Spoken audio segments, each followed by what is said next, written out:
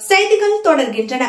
திமுக ஆட்சியில் ஆட்சி பொறுப்பேற்றதிலிருந்து தொடர்ந்து மூன்றாவது முறையாக மின் கட்டணத்தை உயர்த்தியும் ரேஷன் கடைகளில் பாமாயில் பருப்பு உள்ளிட்ட பொருட்களை இலவசமாக வழங்காததை கண்டித்தும் மாநிலம் முழுவதும் அதிமுக சார்பில் வருவாய் மாவட்டங்கள் தோறும் மாபெரும் கண்டன ஆர்ப்பாட்டம் நடைபெறும் என அதிமுக பொதுச் செயலாளரும் சட்டமன்ற எதிர்க்கட்சித் தலைவருமான எடப்பாடி பழனிசாமி அறிவித்திருந்தார்.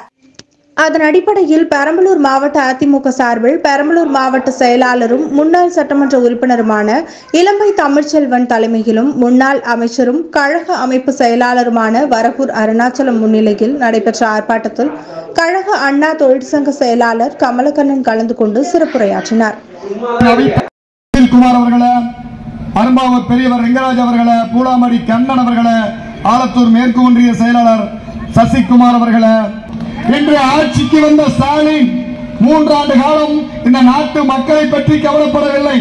தன்னுடைய குடும்பம் வாழ வேண்டும், தன்னுடைய குடும்பத்தில் இருக்கிற 140 பேருடைய வருமானம் உயர வேண்டும் என்பதற்காக திட்டங்களை தீட்டி நாளொரு மேனியும் பொழுதொரு வண்ணமும் உழைத்துக் கொண்டிருக்கிறார். காவல்துறையை கட்டுப்படுத்த தவறி அதிகார மையமாக இருக்கிற 4 அதிகார மையம் தன் குடும்பத்தில் இருக்கிறது.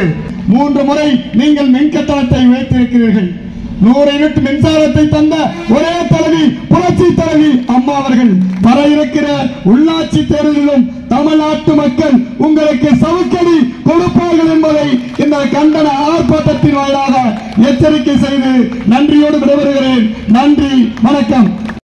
மக்களின் வாழ்வாதாரம் போராட்டம், மக்களின் வாழ்வாதாரம் போராட்டம், மக்களின் வாழ்வாதாரம் கிடைக்க போராட்டம், மக்களுக்கு விடியல் கிடைக்க போராட்டம், மக்களுக்கு விடியல் கிடைக்க போராட்டம். மின் கட்டணத்தை உயர்த்திய விடியா திமுக அரசை கண்டிக்கிறோம்.